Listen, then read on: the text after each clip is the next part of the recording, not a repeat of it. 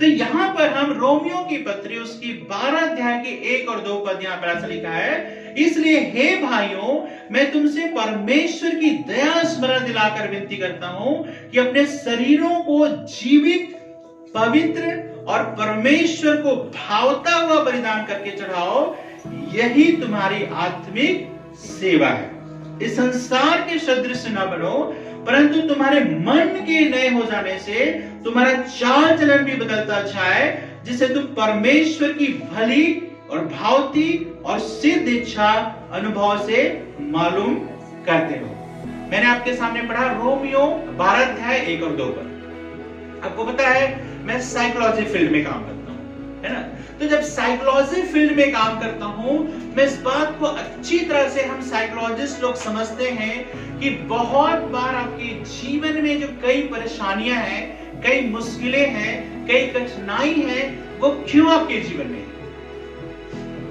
कई बार हम किसी दूसरे व्यक्ति को दोष दे सकते हैं, कई बार किसी परिवार को दोष दे सकते हैं, कई बार अपने पालन पोषण को दोष दे सकते हैं कि मेरा पालन पोषण ऐसा हुआ, या मेरे लॉज ऐसे हैं, या मेरे घर की परिस्थिति ऐसी थी, मेरा मोहल्ला ऐसा था। लेकिन ज्यादातर समय क्या होता है, हमारे जीवन में जो बहुत सारी जो परिस्थिति होती है, बहुत सारे चीजें होती है, वो कहां से होता है, हमारे विचार से या मन से। हमारे विचार और मन ही हमारे जीवन को क्या करता है, कंट्रोल करता है। तो अभी जो है बहुत सारे लोग बहुत ज्यादा समस्या में रहते हैं, है ना। जैसे आपको किसी काम में मन नहीं लगता, उदाहरण के लिए आपको किसी काम में मन नहीं लगता है। अब उसका क्या उपाय है, जब डॉक्टर के पास जाओगे तो आपको क्या करेंगे, एंटी डिप्रेसेंट दवाइयां दे देंगे, लेकिन उससे उतना असर तो होगा, लेकिन क्या उसका परमानेंट सॉल्यूशन होगा, नहीं होगा। तो उसके सॉल्यूशन के लिए क्या करते हैं, वो आपके जीवन के विचारों को बदलते हैं। वो साइकोलॉजिस्ट क्या करते हैं, है ना।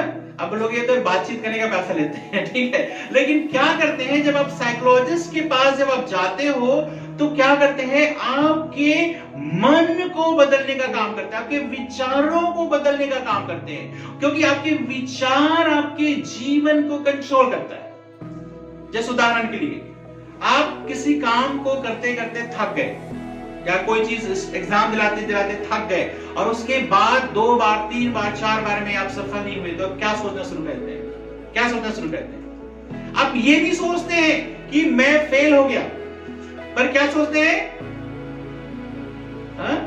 कि सक्सेस होना मेरे लाइफ में ही नहीं है। समझ रहे बात को, कि मैं किसी काम का नहीं हूं, I am good for nothing, ठीक है। तो यहां पर एक्चुअल में आप एग्जाम में असफल हो गए, लेकिन आप अपने बारे में सोचने लग जाते हैं कि मैं किसी काम के लायक नहीं हूं। तो यहां पर क्या होता है, आपके विचारों को बदलना बहुत जरूरी है, आपके मन को बदलना बहुत जरूरी है, क्योंकि जब मन बदलता है तब आपके जीवन में सारी चीजें अलग होती हैं। तो यहां पर हम सबसे पहला चीज क्या करते हैं, देखिए, परमेश्वर की दया स्मरण दिलाकर विनती करता हूं कि अपने शरीरों को जीवित, पवित्र और परमेश्वर को भावता हुआ बलिदान करके चढ़ाओ, यही तुम्हारी आत्मिक सेवा, या डॉट में लिखा है आराधना है। अब पहली बात, जब हम बलिदान करते हैं तो अक्सर क्या होता है, बलिदान में क्या होता है, डेथ, मृत्यु, है ना। चाहे आपने नारियल लिया, उसको क्या करते हैं आप, जाके तोड़ते हैं वहां पे, या कई जगहों में क्या करते हैं, कोई भी जानवरों को भी बलिदान करते हैं तो सबसे पहले तो कैसा जानवर चुनते हैं, निर्दोष हो। ये नहीं कि कहीं नहीं बिक रहा उसको जो है जाके आप चढ़ाते हो, ऐसा नहीं है। आप बेस्ट से बेस्ट जाके क्या करते हो, वहां पर चढ़ाते हो, जो ज्यादा कीमती होता है या बेस्ट होता है वो आप चढ़ाते हो, है ना। फिर वहां पर क्या क्या होता है, वहां पर उसको क्या क्या होता है, वहां पे डेथ होती है, मृत्यु होती है, और वो क्या माना जाता है, बलिदान।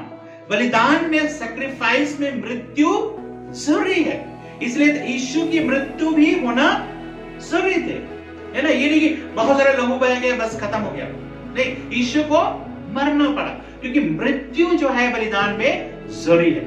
लेकिन यहां पर परमेश्वर हमें क्या बलिदान चढ़ाने के लिए बोल रहे हैं, यहां पे जो बलिदान है वो मरना नहीं हमें, ठीक है। हम यहाँ पे मर नहीं गए, लेकिन यहां पर जो बलिदान है वहां पर कैसा बलिदान है? क्या कहता है? जीवित है। सबसे पहला तो ये चीज है कि बलिदान चढ़ाने के बाद भी क्या कर रहे हैं आप? जीवित हो। तो यहाँ पे जो बलिदान चढ़ रहे हो कैसे चढ़ रहा है? जीवित बलिदान चढ़ रहा है। अब जीवित हो, है ना, अपनी लाइफ है, ठीक है, और वो कंटिन्यू होगा लाइफ। तो अब परमेश्वर की खुशी इसमें नहीं कि आपको मार दिया जाए और सब चीज ठीक हो जाए, बलिदान। यहाँ पर आप जीवित बलिदान हो, और उसके बाद क्या है? पवित्र बलिदान, है ना। किसके बारे में कह रहा है? शरीर के बारे में। बाय द वे, बलिदान शरीर का होता है। पहला तो जीवित है, दूसरा क्या है? पवित्र है ना, निर्दोष है। आप परमेश्वर के सामने कुछ भी करके, कैसे भी करके जीवन में नहीं जा सकते। बहुत बार क्या सोचते हैं इंसान जो है, कुछ भी करो अपने जीवन में जाकर, थोड़ा सा आराधना प्रार्थना कर लो, पूजा कर लो, कुछ भी कर लो, और जो है जीवन सब कुछ अच्छा है ना। कि कई बार हम अपने जीवन में उन कामों को करते हैं जो काम करने में परमेश्वर हमें मना करता है, हमारे दिल गवाही नहीं देता, फिर भी हम करते हैं अपने लाभ के लिए, और फिर परमेश्वर के पास जाके बोलेंगे प्रभु ये चीज है, ये चीज है। पवित्रता हमारे जीवन की जरूरी, शारीरिक पवित्रता हमारे जीवन की बहुत जरूरी, निर्दोष होना बहुत जरूरी है। अवश्य ही यदि आप आपके जीवन में कुछ भी गलत काम होता है और प्रभु के पास आते हैं तो प्रभु आपको क्षमा करने को तैयार है। लेकिन कहीं बार बार उसी चीज को रिपीट कर रहे हो और करते ही जा रहे हो, तो एक समय ऐसा आता है जब आदमी क्या होता है, उसको बहुत हल्के में लेना शुरू करता है ना। एक आदत सी हो जाती है। शुरू में डर लगता है, प्रभु देख रहे हैं, लोग देख रहे हैं, सब कुछ हो रहा है, लेकिन बाद में क्या होता है, धीरे से मेरे जीवन में हैबिचुअल हो जाता है, उतना फर्क नहीं पड़ता है। तो ये चीज कहता है पवित्र, और तीसरी चीज कहता है परमेश्वर को भावता हुआ बलिदान, है ना। मतलब बलिदान जिसको चढ़ाया गया उसका पसंद होना बहुत जरूरी है, उसको प्रसन्नता होना बहुत जरूरी है ना। तो सबसे पहली जो आत्मिक आराधना हमारी है वो क्या है? कहते हैं ये आत्मिक सेवा आराधना है कि सबसे पहला अपने शरीरों को जीवित पवित्र परमेश्वर को भाव का बलिदान करके चढ़ाओ। आप मर नहीं गए हो, आप जीवित हो। तो यही आत्मिक आराधना है। दूसरी बात यहाँ पे कहता है, इस संसार के सदृश ना बनो, do not confirm to the world.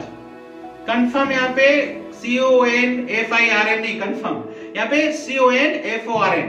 Confirm का मतलब होता है उसके जैसे बनना। यहां पर परमेश्वर का वचन एक बात को साफ साफ बताता है कि तुम्हारे जीवन में अलग होना बहुत जरूरी है, सेपरेट होना जरूरी है। बाय द वे, जो होलीनेस है या पवित्रता है, एक्चुअल में उसका जो मीनिंग है वो क्या है? पवित्रता का मीनिंग, जैसे हम बोलेंगे ये पवित्र है, उसका मतलब है सेपरेटेड वन, अलग किया हुआ। तो यहां पर परमेश्वर का वचन कहता है कि संसार के जैसे तुम्हें नहीं होना है। मतलब जैसे वो कर रहे हैं वैसे तुम भी कर रहे हो, जैसे वो घुस ले रहे हैं वैसे तुम भी घुस ले रहे हो, जैसे वो गलत जगह में जा रहे हैं वैसे तुम भी जा रहे हो, जैसे वो गलत चीजें देख रहे हैं वैसे तुम भी गलत। क्या इस सोच के आप आ रहे हैं कि थोड़े देर प्रभु के पास आ जाएंगे, घर में आशीष बनी रहेगी? अरे सबसे बड़ी आशीष तो ये है कि आपका जीवन बदलेगा। जब जीवन बदलेगा परिवार अच्छा होगा। घर में सिर्फ पैसा देने से आशीष नहीं होती है। लोगों को देखे लाखों करोड़ों रुपया है, लेकिन उनके जीवन में ना कोई शांति है, ना आपस में प्रेम है, ना आपस में बातचीत है, ना आपस में कुछ संबंध है, पति पत्नी के बीच कोई संबंध नहीं है ना। तो ये सारी चीजें हैं। मैं नहीं कहता पैसे की जरूरत नहीं है, हम सबको जरूरत है। मुझे अपने परिवार चलाने की जरूरत है, परमेश्वर के काम करने की जरूरत है, लेकिन परमेश्वर की उपस्थिति, जीवन बदलना सबसे पहला चीज जरूरी है। तो लोगों के समान हमें नहीं बनना है कि लोग जैसा कर रहे हैं वैसे करो। हमें हर दिन ये परीक्षा का सामना करना पड़ता है, जीवन में करना पड़ता है कि करना पड़ता है कि सामने वाला गालियां दे रहे तो मैं भी उठा के उसको दे दूं, सामने वाला कुछ गलत, अड़ोस पड़ोस लोग कुछ गलत कर रहे हैं तो मैं भी उससे बढ़कर करूं। क्योंकि हम कैसे पले बड़े हैं पता है हमारे जीवन में? कोई ईंट का जवाब पत्थर से देने वाले हैं। हम किसी के सह नहीं सकते, किसी की सुन नहीं सकते। लेकिन यहाँ पर परमेश्वर का वचन हमें कहता है कि संसार के समान मत बनो, संसार के लोगों के समान मत बनो। यदि उनके समान ही बनकर तुम्हें जीवन बिताना है तो प्रभु को क्यों ग्रहण किए, है ना। तो उनके समान आपको नहीं बनना है। आपको देखना है कि लोग जैसा कर रहे हैं। बहुत बार लोग खड़े होकर बुराइयां कर रहे हैं, 3-4 लोग, चाहे वो लेडीज भी हो सकता है, जेंट्स भी हो सकता है, कोई भी हो सकता है, ठीक है, बुराइयां कर रहे हैं, हम भी शामिल हो जाते हैं। मैं नहीं कर रहा लोगों से मिलो जुलो मत, लोगों के पास जाओ, मैं चाहता हूं सबसे मिलो जुलो, सबके शादी ब्याह में जाओ, मुझे भी इनवाइट करो आपके साथ, मैं जाऊंगा, ठीक है। ठीक है, सब जगह आप जाओ, मिलो जुलो, बर्थडे में जाओ, लेकिन जहां पर देखते हो कि वो चीजें नहीं होता है ना। जो धन्य व्यक्ति कौन है? यदि आप भजन संहिता पहला अध्याय में पढ़ेंगे, जो ठट्ठा करने वाले की मंडली में नहीं बैठता है। ठट्ठा करने का मतलब ये नहीं कि आप हंसी मजाक नहीं कर सकते, मतलब जो परमेश्वर को ठट्ठे में उड़ाता है, परमेश्वर के साथ जीवन को ठट्ठे में उड़ाता है, ऐसे लोगों के साथ कहता है ज्यादा संगति आप ना करें। उनके जैसे आपको नहीं बनना है, जैसे वे रह रहे हैं, है ना। आजकल खासकर एक फैशन का जमाना है, ठीक है। मैं गलत नहीं मानता हूँ, मैं भी जीन्स टी शर्ट भी पहनता हूँ, मुझे अच्छा लगता है, ठीक है। मैं किसी भी लड़कियों का भी स्त्रियों का भी कोई विरोध नहीं, कोई जीन्स पहने टी शर्ट पहने, मैं नहीं विरोध करता, बहुत से लोग करेंगे, ठीक है। लेकिन वे क्या बोलते हैं कि मॉडेस्टी होना बहुत जरूरी है। मॉडेस्टी का मतलब समझते हैं कि देख के वल्गर न लगे, है ना। आज के समय में मतलब क्या होता है, लोगों का ड्रेस सेंस देखो, ड्रेस सेंस देखो, है ना। मैं ये नहीं कह रहा हूं कि गलत है सही है, मैं कौन होता हूं उनके जीवन को कंट्रोल करने वाला, लेकिन परमेश्वर के लोगों को क्या करना है, थोड़ा सा मॉडेस्टी होना है। जैसे अभी क्या होता है, जैसे बाइक में जा रहे हैं, है ना, आगे लड़का जा रहा है, पीछे लड़की जा रही है, जब वो झुक के बैठती है क्या होता है, सब कुछ दिखता है। लड़के लोग ऐसे पैंट पहन रहे हैं, ठीक, वो पहन रहे हैं कि अंदर के कच्छे तक दिखते हैं, ठीक है। मजाक की बात है लेकिन सही बात है ये चीज, है ना। लड़कों का क्या लड़कियों का भी मतलब, और आप सोचोगे तुम्हें क्या मतलब कुछ भी पहनूं, मतलब लोग अभी के समय में ये तुम अपने आंखों को संभालो, नहीं हो सकता भाई। मतलब इंसान है, जब सामने कोई चीज गलत चीज होगा तो वो चीजें दिखेंगी। तो आप कोई भी कपड़ा पहनिए, परमेश्वर के राज्य में कोई विरोध नहीं है, ठीक है। प्रभु आपके न्याय नहीं करेगा कि आपने जींस पहना टी शर्ट पहना, लेकिन इतना आपके शरीर जो है उस तरह से लोगों के समान। हमारे चर्च में ऐसे लोग नहीं है बाय द वे, लेकिन आने वाले दिनों में आ सकते हैं, इसलिए बोल रहा हूं, ठीक है। तो कहने का मतलब है कि लोग ऐसा कर रहे हैं तो मैं भी ऐसा करूं। अभी देखना जितने लड़के हैं सबकी बड़ी बड़ी दाढ़ी मिलेगी, इतना जब्बा, है ना। पहले केवल साधु लोग रखते थे, है ना। और किसी का देखा था आपने झाड़, मतलब क्लीन शेव का जमाना था। मैं नहीं कह रहा दाढ़ी रखना गलत चीज है, लेकिन जिसको देखो क्या कर रहे हो, बड़ी बड़ी दाढ़ी, इतनी बड़ी बड़ी लोगों की आ रही है, छोटे छोटे 11 साल 12 साल के बच्चों की दाढ़ी बढ़ा के। तो क्या हम कर रहे हैं, दाढ़ी बढ़ाना गलत नहीं है, क्या गलत है, लोगों को फॉलो करना, जैसा लोग कर रहे हैं वैसे मैं भी करूं, यही फैशन है, ठीक है। एक ब्रांड उनको दिया जाता है, उसका वो क्या करते हैं, पालन करते हैं। तो यहां पर कहते हैं लोगों के समान हमें नहीं बनना है, कुछ तो अलग होना चाहिए। आपके पहनने के स्टाइल, आपके खाने के स्टाइल, आपके रहन सहन, आपके जीवन, आपकी बातचीत में अलगाव होना बहुत जरूरी है। यदि अलगाव नहीं है तो मुश्किल होगा। अब क्या कहते हैं यहां पर, तुम्हारे मन के नए हो जाने से तुम्हारा चाल चलन भी बदलता जाए। तो क्या होना है यहां पर कहता है, क्या होना है, तुम्हारे मन में बदलाव होना बहुत जरूरी है। मन में चेंजेस ही आपके कैरेक्टर को, आपके चरित्र को, आपके जीवन को निर्धारित करता है। जैसे शुरू में मैंने बोला कि यदि आपके मन में आप सोच लेते हो कि मैं ये काम नहीं कर सकता हूं, तो आप उस काम को कभी भी नहीं कर सकते। यदि मन में आपने सोच लिया कि आज मैं बीमार हूं, आप सोच के देखना किसी दिन, सुबह उठो, 2-4 बार बोलो मन को, आज तो मैं बीमार हूं, आज तो हाथ पैर में दर्द हो रहा है, सिर में दर्द हो रहा है। आप शाम तक अपने आप को ऐसा पाओगे कि आपको कुछ भी करने का मन नहीं कर रहा है, कुछ भी चीज नहीं करेगा, क्योंकि आपका मन जो है क्या करता है, आपके पूरे बॉडी को क्या करता है, शरीर को क्या करता है, कंट्रोल करता है। तो यहां पर कई बार क्या होता है, लोग प्रभु को तो ग्रहण कर लेते हैं, लेकिन उनका मन जो है, मन समझते हैं, मन यहाँ पे 3 चीज एक जैसा है, इंटरचेंजेबली बोलते हैं ना। देखो, माइंड, हृदय, मन, ये तीनों चीज इंटरचेंजेबली यूज हुआ है, मतलब बाइबल में। अरे मन कहां पे रहता है, हार्ट कहां पे रहता है, मतलब हृदय कहां रहता है, और माइंड कहां रहता है, किसी को नहीं पता, ढूंढ के साइंटिस्ट भी नहीं ढूंढ पाते, है ना। कभी हम सोचते हैं हार्ट यहाँ, फिजिकली हार्ट तो यहाँ है, लेकिन क्या हम जिस बोलते हैं हृदय पे, हृदय में हृदय के विचार बोलते हैं, तो क्या यहां से सोचते हैं, सोचो। तो पर में इंटरचेंजेबली यूज हुआ है कि कभी ये मन हुआ है, कभी माइंड हुआ है, ये चीज हुआ है। तो यहां पर कहता है प्रभु यीशु के साथ आने पर आपके माइंड को चेंज होना बहुत जरूरी है। हो सकता है आप प्रभु से बहुत प्यार करते हो सकता है प्रभु आपके जीवन में काम करे, लेकिन यदि माइंड आपका चेंज नहीं हुआ है, आपका हृदय चेंज नहीं हुआ है, आपके विचार चेंज नहीं हुए हैं, तो आपका जीवन वैसे ही वैसे रहेगा। उदाहरण के लिए मैं बता रहा हूं, सिंपल, बहुत सारी बातें हैं, लेकिन उदाहरण के लिए आप समस्या को अपने जीवन में कैसे लेते हो? जनरली एक आम आदमी समस्या को कैसे लेता है? सोचो जरा, एक आम आदमी, कोई भी व्यक्ति जो है समस्या को किस तरह से लेता है? जैसे फॉर एग्जांपल मेरे जीवन में कुछ भी प्रॉब्लम आ गया, कुछ बीमारी आ गई, परमेश्वर ऐसा ना करे, बीमारी आ गई, तकलीफ आ गई, कमी घटी का शिकार हो रहा है, मैं क्या सोचूंगा पता है? एक आम आदमी की बात बता रहा हूं मैं, प्रभु के विश्वासी लोगों की बात नहीं कर रहा हूं। क्या सोचते हैं वो? क्यों हुआ ऐसा? दूसरे क्या सोचते हैं? दूसरा क्या सोचेंगे?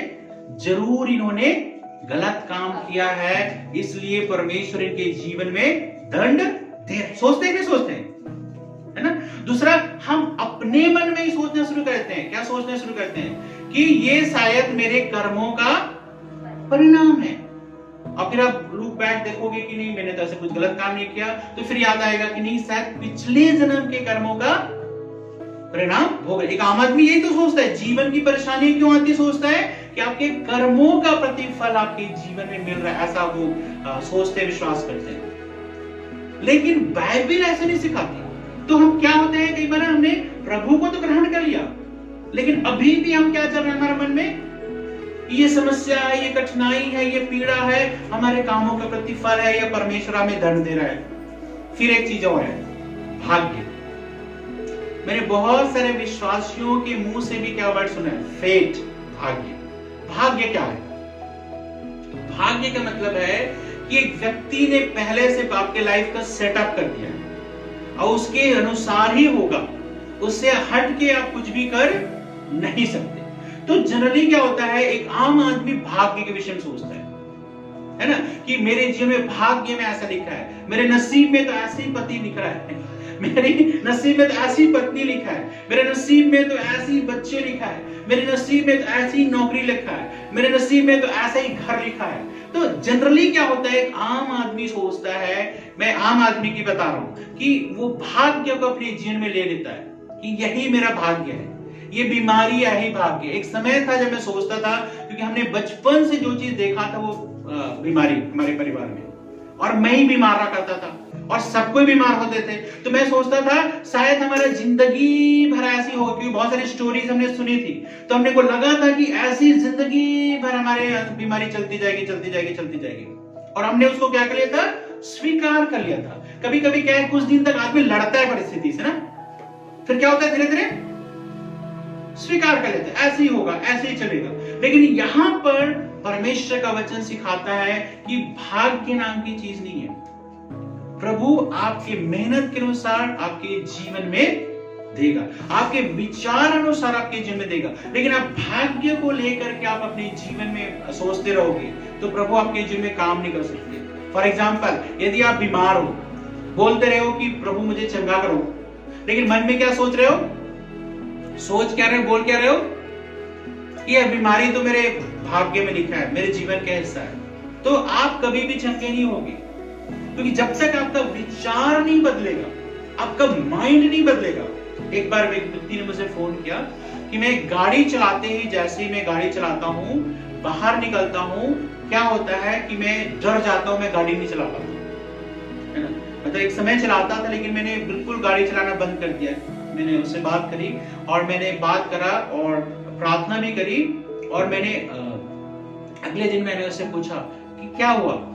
बोलते हैं अब मैं गाड़ी चला रहा हूँ। मतलब एक दिन में ऐसा क्या हो गया, मतलब पिछले 2 साल से गाड़ी नहीं चला रहा था वो, लेकिन 2 साल के बाद एक दिन, मतलब एक दिन के उससे बातचीत करने के द्वारा वो गाड़ी चलाना शुरू कर दिया। तो यहाँ पर क्या चीज हुआ? मैं उससे इतना दूर हूँ, वो मेरे से इतना दूर है, तो क्या चीज हुआ? क्या किया मैंने वहां पर?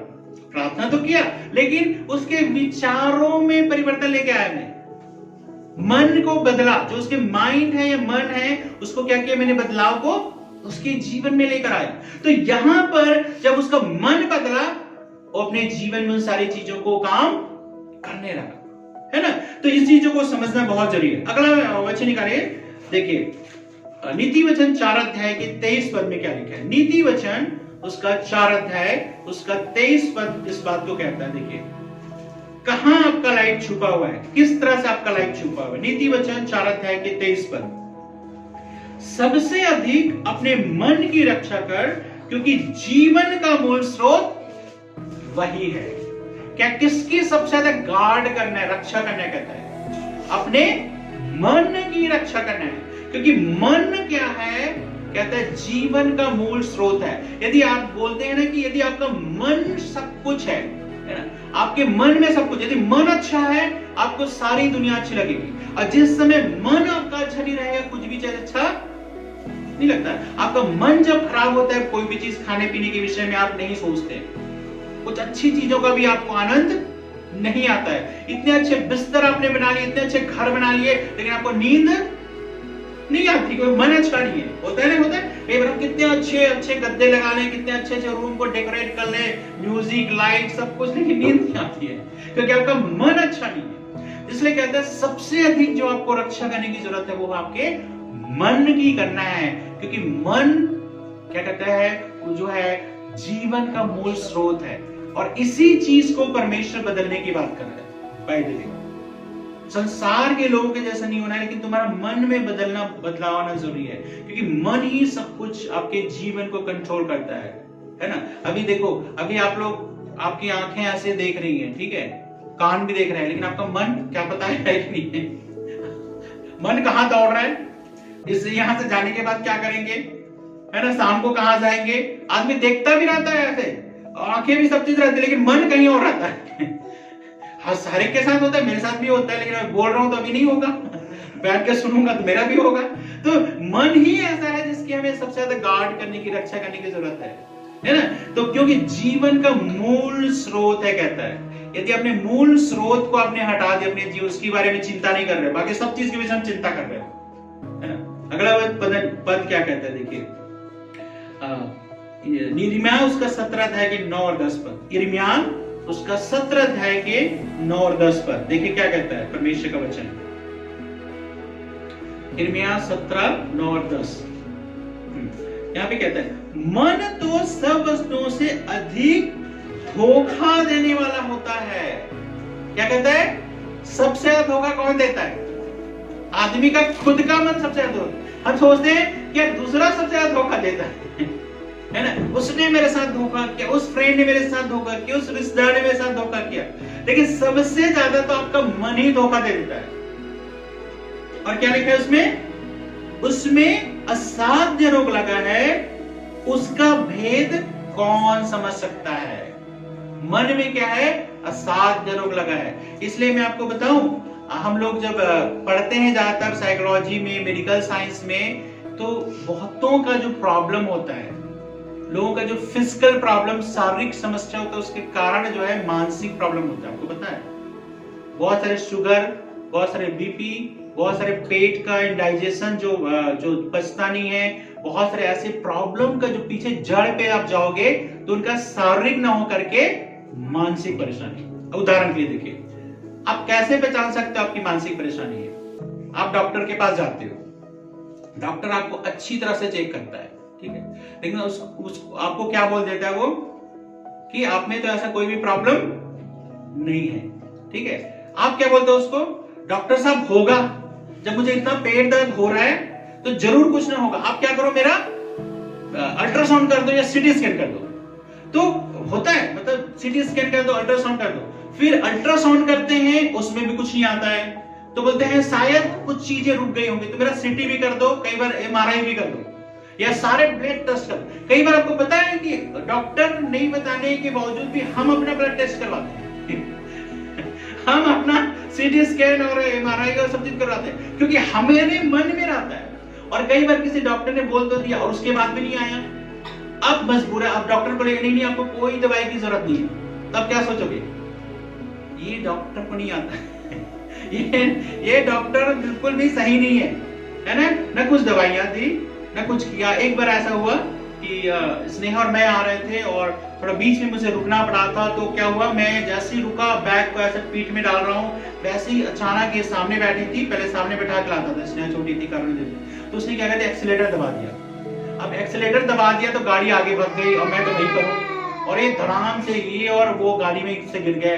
अब उसके बाद इसने बोला पापा मैं तो खड़ी भी नहीं हो पा रही हूँ, तो बड़ी मुश्किल से मैं उसको गोद पे उठाया, स्कूटी पे आप समझ सकते हो, गोद पे उठाया और उसको बड़ी मुश्किल से उसने बैठाया। अपने आप बोली मैं स्कूटी में बैठ सकती हूँ, और बड़ी मुश्किल से मैं देखा डॉक्टर जौहरी है वहां पे, इसी रोड में, इसी रोड पे पता नहीं क्या रोड बोलते हैं वहां पे, मैंने वहां लेके गया, बोले कोई डॉक्टर नहीं वहां पे।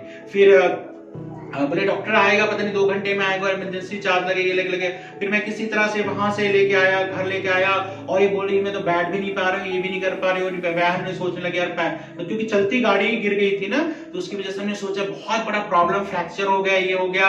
अगले दिन इंद्रेश हॉस्पिटल लेके गए, डॉक्टर ने देखा तो दर्द हो रहा था, सब कुछ हो रहा था, लेकिन मैं जो है डॉक्टर के पास लेके गया तो बोलता है इसको तो कुछ नहीं हुआ है। तो और वो बड़े डॉक्टर वहां पे ना, तो कुछ भी नहीं हुआ है। मैं बोले इसका एक्सरे करवा लो या ये करवा लो, क्योंकि दर्द बोल रही है, परेशानी हो रही है, आगे चल के ना हो। बोले इसको कुछ भी तुम्हें करने की जरूरत नहीं है, बस देखना 1-2 दिन बाद ठीक हो जाएगी। और वास्तव में ना एक टैबलेट दिया ना, कुछ नहीं है, दर्द तो उस समय भी हो रहा था, चलने में भी दिक्कत हो रही थी, लेकिन चल रही थी। तो यहाँ पर मतलब वहां पर देखो 1-2 दिन बाद ठीक हो गया। तो कई बार क्या होता है हमारे मन में ये चीज होता है ना, तो मन में क्या होता है साध्य रोग लगा है। यदि मन आपका सही है, मन में बोलते हैं मन चंगा है ना, मन यदि आपका चंगा है तो आपका पूरा शरीर चंगा होगा, आपका जीवन चंगा होगा। यदि मन ही चंगा नहीं है, उसमें साध्य रोग लगा है कहता है, तो कहता है उसका भेद भी कौन समझ सकता है।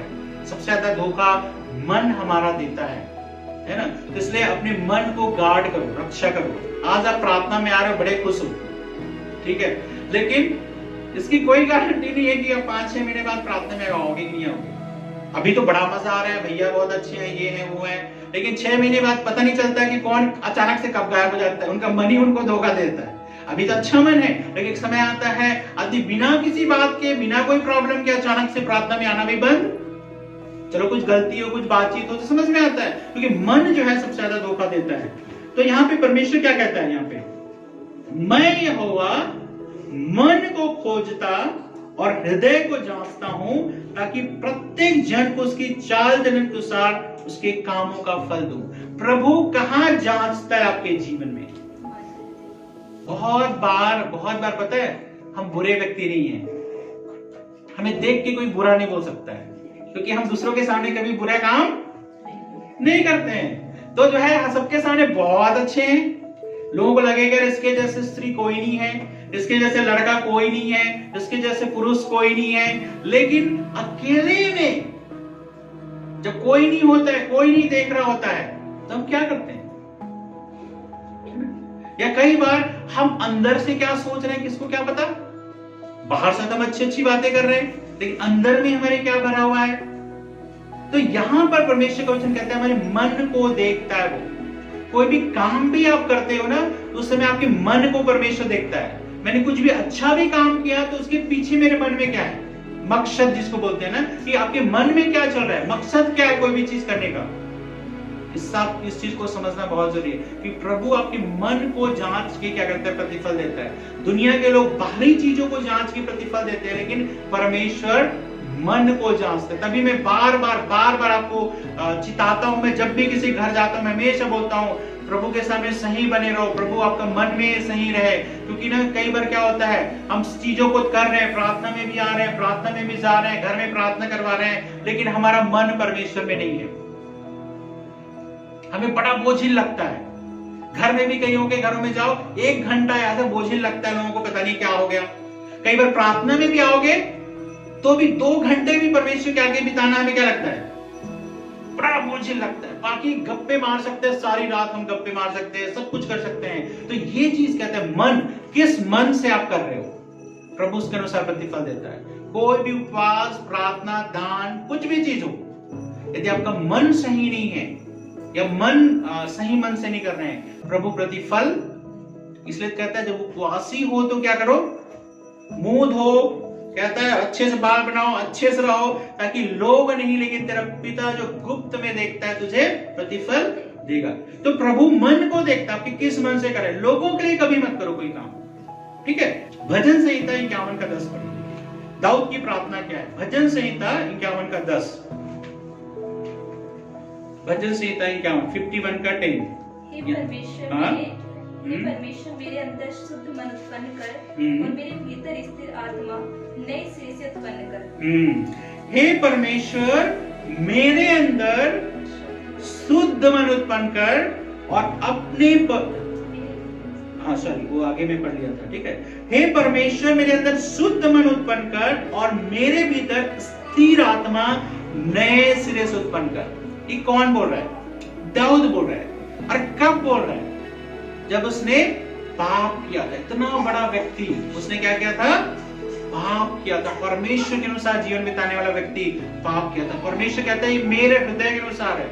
वो व्यक्ति भी पाप में, बुराई में गिर गया। उसके बाद क्या प्रार्थना कर रहे हैं? मेरे अंदर शुद्ध मन उत्पन्न कर। आज हमारी कितने सबकी जरूरत है शुद्ध मन, कितनी जरूरत है। आज आप समाज में देख लो, परिवार में देख लो, खासकर मैं उन महिलाओं को मैं संबोधित करते हुए बोलता हूं, मैं कितना सुरक्षित है जब रोड पे निकलते हो, है ना। एकदम से हमला नहीं होता, लेकिन लोगों के माइंड को देखो, किस मन से आपको देखते हैं। क्या अच्छी भावना से देखते हैं? बहुत कम, रेयर। आज के युवा पीढ़ी को देख लो, जब किसी भी स्त्री को देखेंगे, किसी भी महिला को देखेंगे, तो क्या बातें करते हैं, क्या मन में उसको उत्पन्न होता है? गंदे विचार, है ना। तो यहां पर पवित्र आत्मा इस बात को कह रहा है कि शुद्ध मन हमारे जीवन के लिए बहुत जरूरी है। हो सकता है हम शरीर में गलत काम नहीं करते हो, लेकिन हमारा मन यदि गलत है और हमारा मन हमेशा गलत सोचता है, तो सही नहीं प्रभु की नजर में, है ना। और इस सबके लिए परीक्षा वायदे में मैं आपको बता रहा हूं, विश्वासियों के लिए भी। ये मत सोचो कि विश्वासी हो गए तुम्हारे मन में कभी गलत विचार उत्पन्न नहीं होंगे। कब, कैसे, कहां सबसे पहले होता है? आदमी के मन में होता है। प्रभु यीशु मसीह ने क्या कहा? यदि किसी स्त्री पर कुदृष्टि डाले तो तू अपने मन में, तूने एक्चुअल में प्रविचार कर। कहां पर पढ़े? यदि तुमने मन में भी सोचा तो तुमने एक्चुअल में उतना ही दंड के भागी हो जितना एक व्यक्ति एक्चुअल में करता है। क्यों बोला प्रभु यीशु मसीह? क्यों बोला ये बात? समझो, बड़ा एक ऐसा लगता है ना कि ये तो मतलब अच्छी बात नहीं है कि हमने किया भी नहीं और जो है हमें दंड मिलेगा। क्यों दंड मिलेगा? क्योंकि आपने मन में जब आपने कर लिया तो एक्चुअल में उसको करने, कोई भी गलत काम करने से पहले सबसे पहले कहां विचार होते हैं? मन में ही होता है। तो प्रभु यीशु ने एक बार एक तरीके से हमें बताने के लिए एक चीज उसने कहा कि यदि तुम मन में भी सोचते तो आगे चल के वो चीज तुम्हारे जीवन में प्रैक्टिकली तुम उसको करोगे। इसलिए कहते हैं उसी समय तुम अपने मन से लड़ोगे कि नहीं ये चीज गलत है, ये चीज सही नहीं है, ठीक है। तो यहां पर कहता है, दाऊद प्रार्थना करता है, हे प्रभु मेरे अंदर शुद्ध मन को उत्पन्न कर। हमें से हर एक को ये प्रार्थना की जरूरत है। और केवल पुरुषों के मन में ऐसा गलत हो, ऐसा जरूरी नहीं है ना। ऐसा तो जरूरी नहीं कि केवल पुरुषों के मन में ऐसा हो, स्त्रियों के मन में भी ये सारी चीजें हो सकती हैं। तो प्रभु दोनों ही को बोलता है कि शुद्ध मन के लिए आप तुम क्या करो? प्रार्थना करो। अगला चीज जो है मत्ती सुसमाचार उसका 15 अध्याय देखिए क्या कहता है, उसका 8 पद, 15 का 8। ये लोग होठों से तो मेरा आदर करते हैं, पर उनका मन मुझसे दूर रहता है। क्या कहता है? लोगों के बारे में परमेश्वर का क्या विचार है? परमेश्वर क्या देख रहा है लोगों का? मत्ती सुसमाचार नए नियम की पहली किताब है, वहां 15 अध्याय के 8 पद में क्या कहता है? ये लोग होठों से तो मेरा आदर करते हैं। उनकी बातों को सुन के लगेगा यार ये परमेश्वर कितने परमेश्वर में, कितने परमेश्वर की बातें करते हैं, लेकिन उनका मन क्या है? मुझसे दूर है। बहुत सारे विश्वासी लोग ऐसे ही हैं, ऊपर से तो बहुत अच्छे दिखेंगे, बहुत अच्छे विश्वासी हैं, लेकिन उनका मन जो है कहते हैं परमेश्वर से दूर है। अब देख के बोलोगे कि कितना अच्छी बात है, लेकिन मन परमेश्वर से जुड़ा हुआ नहीं है। फिर आगे क्या कहता है? 11 पद में क्या लिखा है इसी के? जो मुंह में जाता है वह मनुष्य को अशुद्ध नहीं करता, पर जो मुंह से निकलता है वह मनुष्य को अशुद्ध करता है। हाँ, अब देखिए जनरली क्या होता है, हमारे सामने कैटेगरी है, ये खाने से हम अशुद्ध हो जाएंगे, वो पीने से अशुद्ध हो जाएंगे, ऐसा आपके व्यक्तिगत विचार हो सकता है, ठीक है ना। बोलते ना ये खाने से, अभी खासकर त्योहार के दिनों में आता है तो क्या कुछ चीजें जैसे लहसुन अदरक से भी हमें परहेज करना पड़ता है ना, कि हम सोचते हैं ये खाने के द्वारा, या बहुत से लोग सोचते हैं ये चीजें लेने के द्वारा हम क्या होते हैं? अशुद्ध होते हैं। कई बार बहुत सारे लोग नॉनवेज नहीं खाते हैं, ठीक है, अच्छी बात है, मैं कभी आपको फोर्स नहीं करूंगा आप खाओ, लेकिन आपको घृणा करने का अधिकार नहीं जो खाता है। ये मैं आपको समझा रहा हूं। आप जिंदगी भर मत खाओ, बहुत अच्छी बात है, लेकिन आपको घृणा करने का अधिकार नहीं है। जो मुंह में जाता है वो मनुष्य को शुद्ध नहीं करता है। बहुत सारी बार हम क्या सोचते हैं, यार उसके घर नहीं जाना क्योंकि वो नॉनवेज खाते हैं, अंडा खाते हैं, इसलिए उनके घर के बर्तनों में भी चलो बदबू आती है तो बात तो समझ में आता है, लेकिन अंडा खा के उन्हें धो दिया अच्छे से, अब कोई बदबू नहीं, लेकिन फिर भी वो अंडा खाते हैं, इसलिए उनके साथ खाना पीना नहीं है, गलत है। कहता है जो मुंह के अंदर जाता है वो मनुष्य का शुद्ध, बोले दारू पीने से क्या शुद्ध होता है? ठीक है, बात में दारू पीना वो कोई खाने पीने की चीज नहीं है। दारू क्या चीज है वो, है ना? दारू पीना, चलो मैं किसी दिन बताऊंगा वो क्या चीज है, वो खाने पीने की चीज नहीं है। ठीक है, वो एक विचार है कि मैं अपने जीवन का मालिक हूं, मैं चाहे जो कुछ करूं। इसलिए जब एक व्यक्ति शराब पीता है बड़ा शेर बन जाता है ना? पत्नियों को जाके पीटेगा, बच्चों को वो करेगा, घर की चीजें फेंकेगा, मतलब ना शराब पीने के बाद इंसान मतलब जो ऐसा बन जाता है जैसे मतलब उसके आगे कोई नहीं, कोई और बात करने आगे और ज्यादा बढ़ जाता है। ठीक है, पहले दो पति पत्नी लड़ रहे थे, पड़ोसी इकट्ठे हो गए तो कभी देखे कि पड़ोसी आने में चुप हो गया और ज्यादा, ठीक है, तो बड़ा उस समय वो सोचता है। दारू कोई मतलब जो नशा जो है कोई खाने पीने की चीजें नहीं है, लेकिन जो खाने पीने की चीजें हमारे जीवन को शुद्ध नहीं करती। इसलिए कभी भी आप सेग्रीगेट मत करना कि वो खाता है नहीं खाता है, उसके घर नहीं जाना है, उसके हाथ का पानी नहीं पीना है, उसका ये नहीं करना है, क्योंकि वो मनुष्य का शुद्ध नहीं करती। तो क्या शुद्ध करता है? ठीक है, 18-19 पर या उसे कंटिन्यू कर देते हैं। ठीक है, 17 पद से। क्या नहीं समझते हाँ? कि जो कुछ मुंह में जाता वह पेट में पड़ता है और संडास में निकल जाता है, पर जो कुछ मुंह से निकलता है वह मन से निकलता है। जो मुंह से निकलता है वो मन से निकलता है। ठीक है, हमारी पत्नियां कई बार इस बात को बोलती हैं, ठीक है, तुम्हारे मन में है इसलिए तुमने ऐसा बोला। ठीक है, कई बार हम गुस्से में कुछ भी बोल देते हैं ना, फिर आगे चल के 1-2 दिन बाद भूल जाते हैं। भाई जब हम पति लोग ऐसे होते हैं ना, हमने क्या बोला भूल गए, लेकिन उसके बाद पत्नियां क्या करती है, जरूर तुम्हारे मन में ऐसी बातें हैं, तभी तो तुमने ऐसी बातें बोली। ठीक है, अब गुस्से आते हैं उस समय हम कुछ भी बोल देते हैं, मतलब ना उस समय आदमी को गुस्सा निकालना रहता है तो हम मुंह से निकालते हैं ना। तो जब कई लोग पीट पाट के तोड़ फोड़ करके निकालते हैं, कई लोग मुंह से निकालते हैं, तो उस समय नया नया आइडिया आता है जो पहले कभी सोचा नहीं, अपनी पत्नियों के बारे में वो सब आइडिया भी आता है, उस समय हम बोल देते हैं, उसको हम भूल तो गए, लेकिन पत्नियां लोग सालों तक उसको बड़े प्यार से संभाल के रखती हैं कि आपने ऐसा बोला था, किस लिए बोला था, क्या लिए बोला था, हम खुद ही भूल गए, लेकिन उनके मन में है कि हमने क्या बोला था और क्यों बोला था ये भूल जाते हैं। ठीक है, तो यहां पर कहना है कि जो कुछ मुंह से निकलता है वो मन से निकलता है, और वही मनुष्य को क्या करता है, अशुद्ध करता है। मन से बुरी निकलने वाली चीज क्या करती है, इंसान को अशुद्ध करती है। खाना पीना शुद्ध नहीं करता है ना?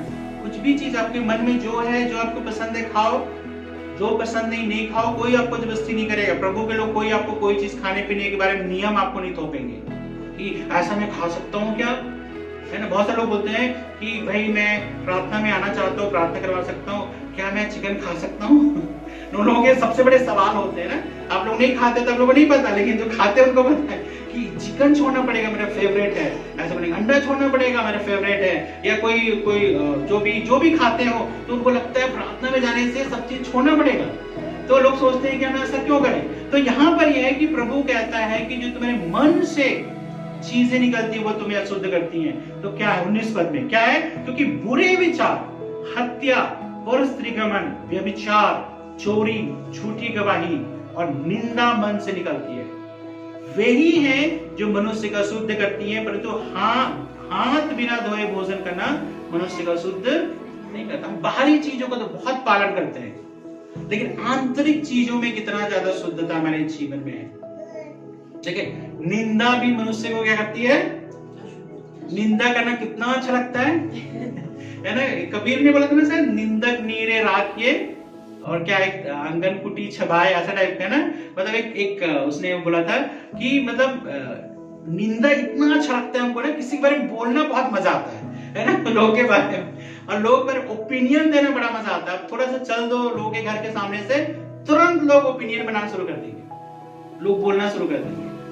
निंदा भी हमारे जीवन को अशुद्ध करती है। बुरे विचार, हत्या, परस्त्रीगमन, व्यभिचार, चोरी, झूठी गवाही, निंदा, ये सारी चीजें मन से निकलती है और मनुष्य को अशुद्ध करती है।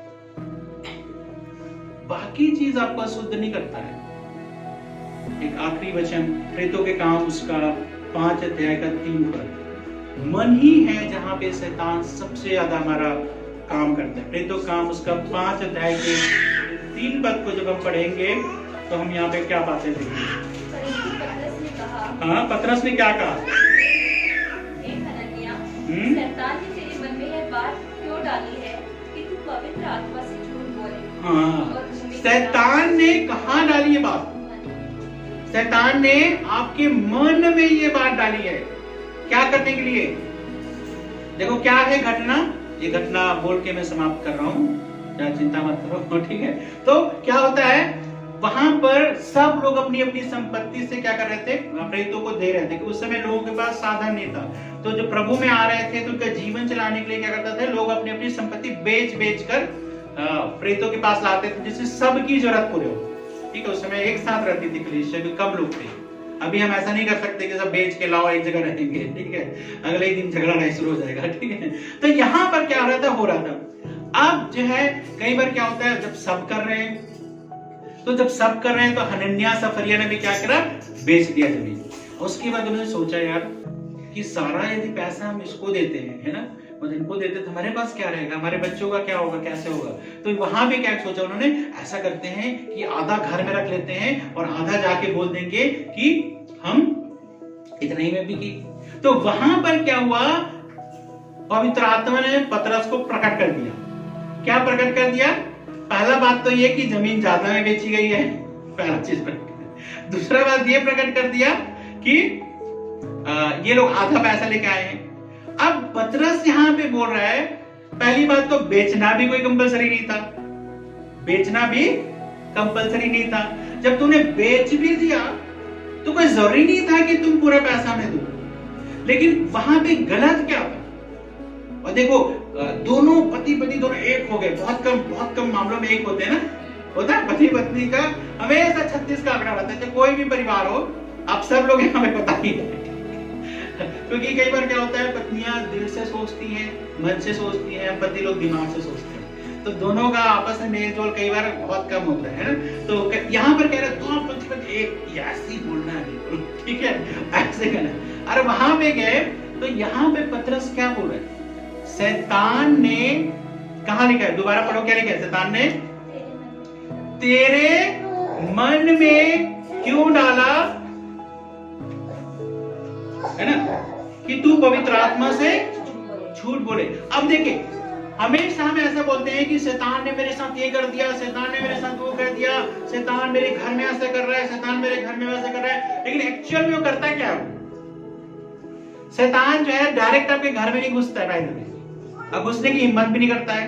क्यों? कहां घुसता है? सबसे पहले आपके मन में इस बात को डालता है कि देखो तुम इतने दिनों से प्रार्थना करवा रहे थे, तुम देखो तुम इतने दिनों से बीमार थे, और देखो फिर से तुम्हारे शरीर में कुछ हो रहा है, बिल्कुल तुम वही चीज हो रहा है तुम्हारे साथ, बिल्कुल पहले जैसा ही, बल्कि पहले से भी ज्यादा हो गया। तुम देखो, तुम इतने दिन प्रार्थना में जा रहे हो, तुम्हारे साथ क्या हुआ? कुछ हुआ? कुछ नहीं हुआ। तो ये सारी चीजें जो है शैतान हमारे जीवन में डालता है। तो हमारा मन क्या है? एक लड़ाई का जगह है। मन क्या है? एक लड़ाई का जगह है, जहां पर कुछ भी विचार पैदा होते हैं, मन में कुछ भी गलत ख्यालात पैदा होते हैं, तुरंत क्या करना है? वहां पर उसको आउट करना है, लड़ना है। यदि आपने उसको अपने जीवन में स्थान दे दिया, उस विचार को एंट्री कर दिया। कई बार हम डरावने सपने देखते हैं। क्यों शैतान हमें दिखाते हैं डरावने सपने? अब मुझे ये नहीं पता है कि वो दिखाते कैसे, मतलब ना, लेकिन इतना तो जरूर है कि आप सब ने कहीं ना कहीं पे डरावने सपने देखे होंगे। मैंने भी देखा है।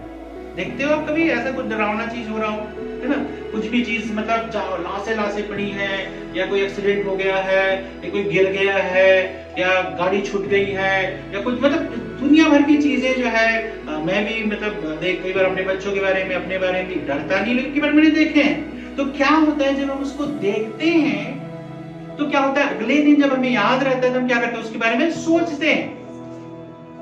उसके बारे में सोचते हैं। तो जब सोचते हैं तो वहां पर शैतान को एंट्री मिलता है।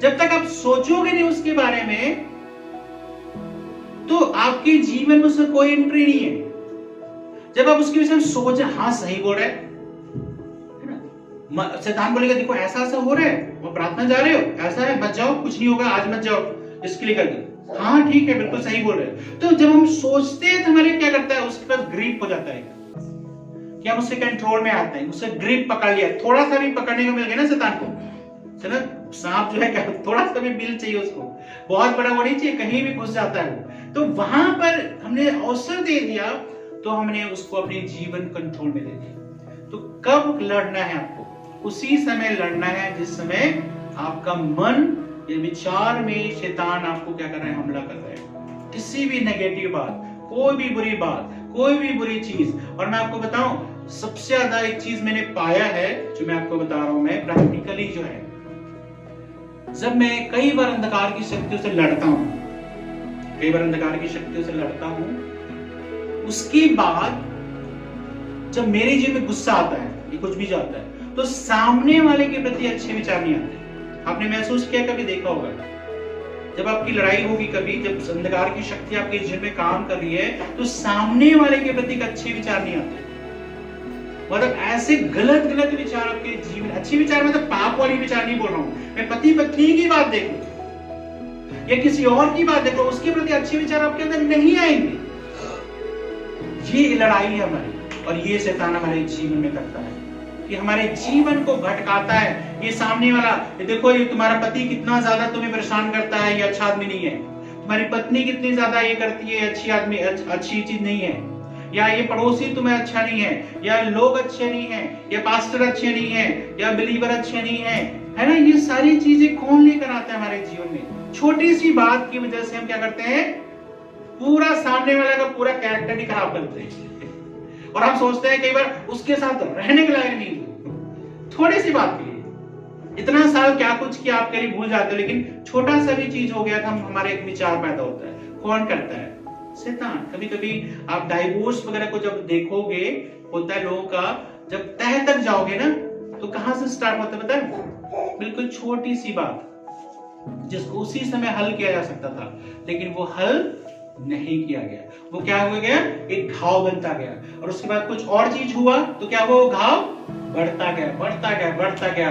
फिर एक समय ऐसा आता है, हम सोच लगते हैं इस आदमी के साथ कभी रह नहीं सकते, इस औरत के साथ कभी रह नहीं सकते, इस पड़ोसी के साथ कभी रह नहीं सकते, लेकिन ऐसा नहीं है ना। हम भूल जाते हैं कि वो कितने अच्छे थे, कितना आपके लिए किया है, कितना आपके लिए। बहुत बार लोग पास्टर को भी भूल जाते हैं, पता है, पास्टर ने छोटी सी कुछ बात कर दी, मिसअंडरस्टैंडिंग हो गई, मैंने कुछ करी भी नहीं, या पास्टर ने करी भी नहीं, लेकिन छोटी सी बात आपको पड़ गई, लग गई, तो आप क्या सोचोगे पता, सब भूल जाओगे कि पास्टर कब रात को उठ के प्रार्थना करता था, उपवास रखता था, फोन अटेंड करता था, घर आता था, हम जाते थे, सब कुछ, वो सब भूल जाओगे। क्या चीज याद रहेगा? ये पास्टर ठीक नहीं है। छोटी सी बात के लिए, चाहे वो मैंने जानबूझ के बोली हो, चाहे अनजाने बोली हो। बहुत बार हम जो चीज बोल रहे हैं कोई जरूरी नहीं आप वैसे ही समझ रहे हो, या मैंने किस चीज के लिए बोल दिया, ठीक है। तो इस बात को आपको और मुझको समझना बहुत जरूरी है। तो आज जो बातें हमने सीखी है, मन, उसको सबसे ज्यादा आपको अपने कंट्रोल में करना है, विचारों को, मनों को, है ना। और कहते हैं माइंड का नया होना बहुत जरूरी है।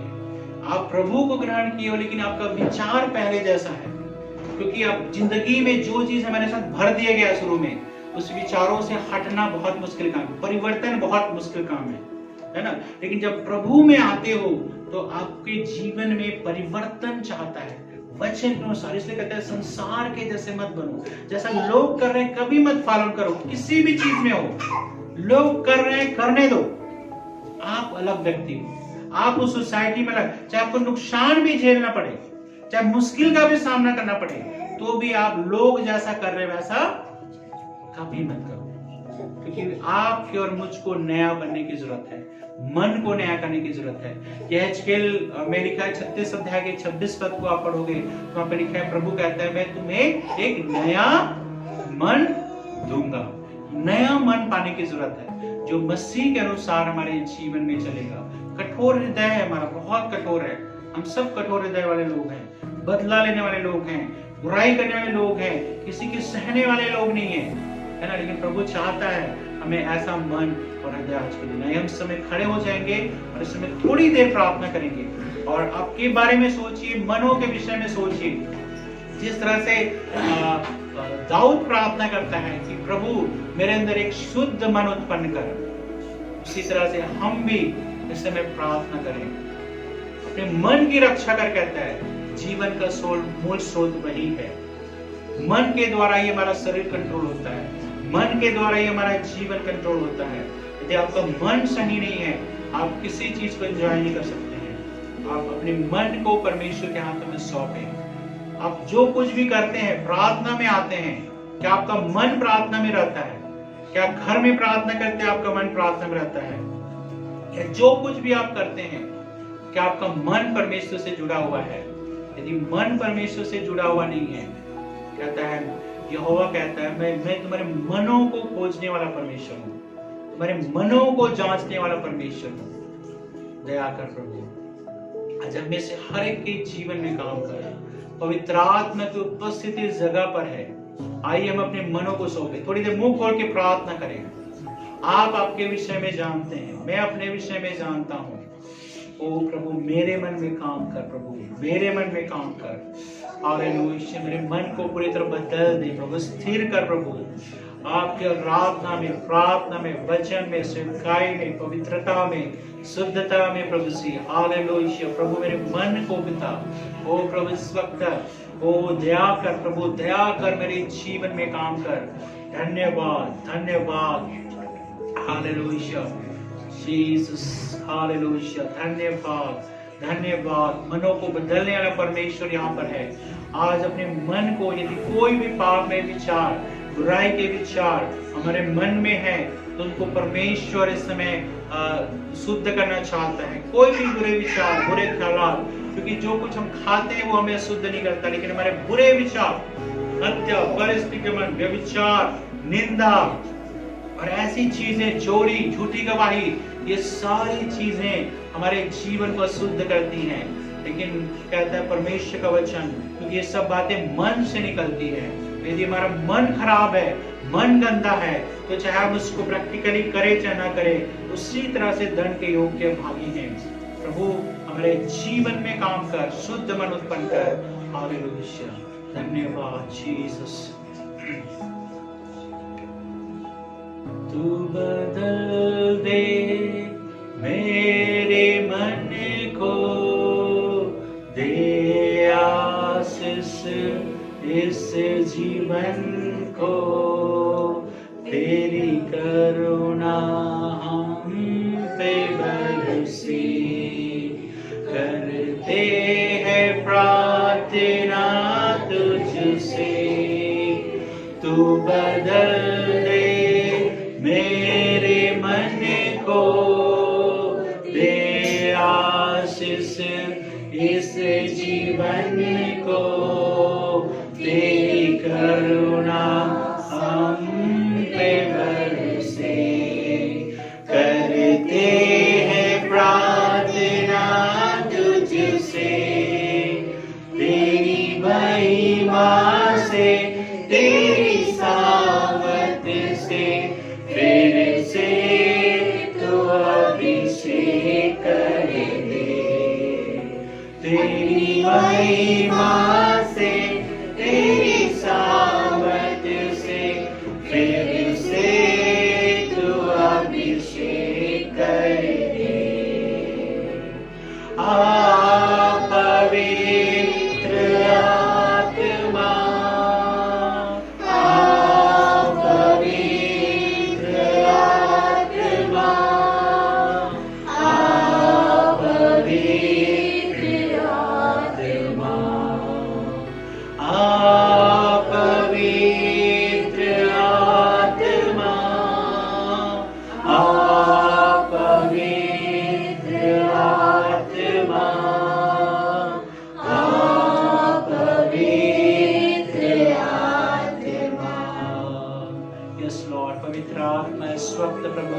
हमें से हर एक के मन को और जीवन को प्रभु बदल दे।